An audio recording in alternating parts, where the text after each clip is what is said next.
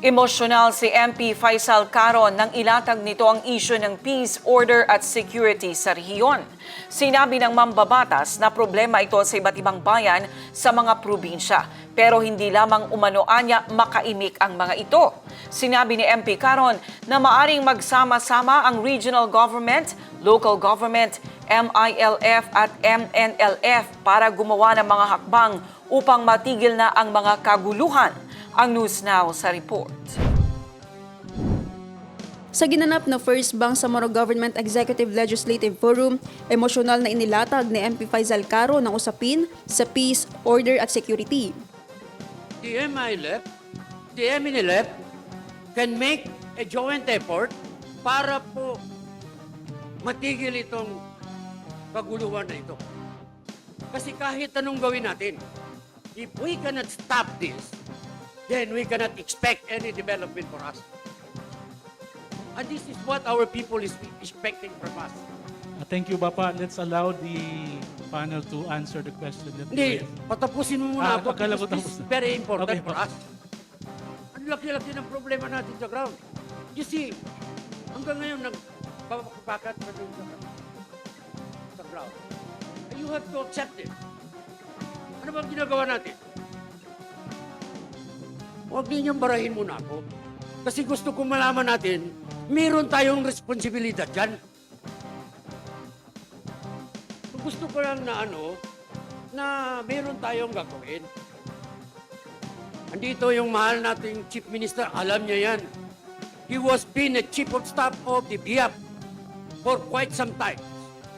Kaya nating ituro ang tao ng MNLF, ang tao ng MILF, at saka yung mga local government officials natin, yung mga private armed groups nila, so that we can stop this and then make our people live and live all over the night with peaceful mind. Kahit anong pag-usapan natin dito, kung hindi natin mapapatahimik ito, walang mangyayari sa atin. Kaya nga, nai-emotion ako. At saka naiinis ako, pagka itong bagay na ito pinag-uusapan tapos pipigilan ninyo. Who are you?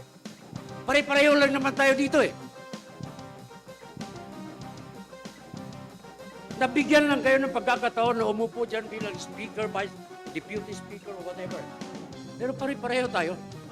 Meron tayong obligasyon sa Bangsamoro. Kami pinaglaban namin yan. You can ask our good Chief Minister. Ilang taon kaming nasa loob, pinaglaban namin yan. With our mind, heart, blood, lahat buhay. So ngayon, kung walang mangyayari dito sa pinaghihirapan natin, hanggang dito lang tayo sa DPWH na yan, that can all be done by the regional government. Pero ito ang dapat na pag-usapan natin. How can we make a joint effort to stop all this killing?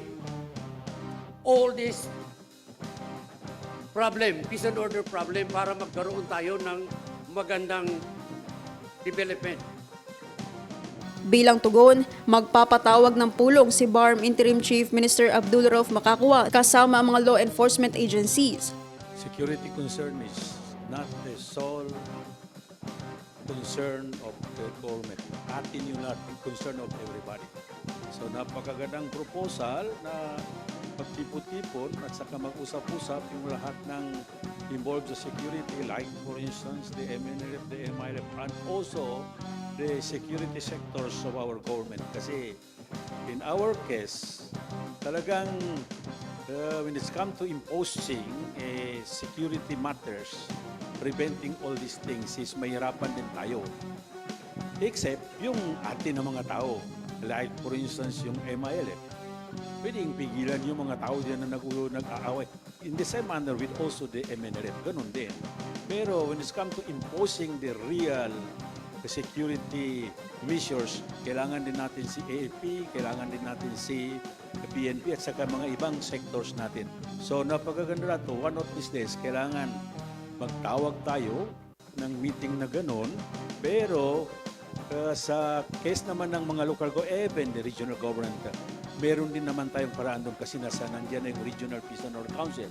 So, yung Provincial Peace and Order Council nandun din na dealing with all these things. But, kung sakaling magkaroon dato, baka pwedeng i-invite ka namin sa Regional Peace and Order Council para lahat ng yan masabi mo doon. Naphtali Velarde, iMinds, Philippines.